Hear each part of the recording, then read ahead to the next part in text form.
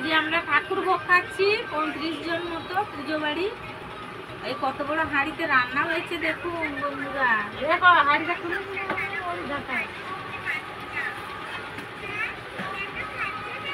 হাঁড়ি করতে বৌমা সহযোগিতা করেছে। তখন আমার বলতে ভুলে গেছি, বৌমা রান্না জোগাড় টোগাড় করলো, হেল্প করলো। আমি তো পুরোটা পারি না।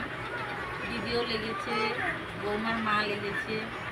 এইটা বোন, এটা বৌমার মা, এটা আমার দিদির ছোট ছেলে, ওইটা আমার দিদির ছোট ছেলের ছেলে, ওই যে ছোট বৌমা। আর এইখানে আমার দিদির ছোট মেয়ে। আর আমি বসেছি, ওই যে আমার দিদি বসেছে। দিদিদের বাড়িতে পুজো হচ্ছে, বাসন্তী পুজো, আমরা এসেছি।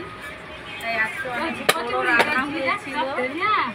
আমি রান্না করছিলাম, তাই ভিডিও করলাম। অনেকদিন রান্নার ভিডিও হয়নি, মন্দিরে সন্ন্যাস নিতে গেছিলাম, তাই আজকে ভিডিও করলাম। লাইক করবেন, লাইক শেয়ার সাবস্ক্রাইব করবেন। আমি অনেক কষ্ট করে ভিডিও বানাই, আপনারা করবেন কিন্তু।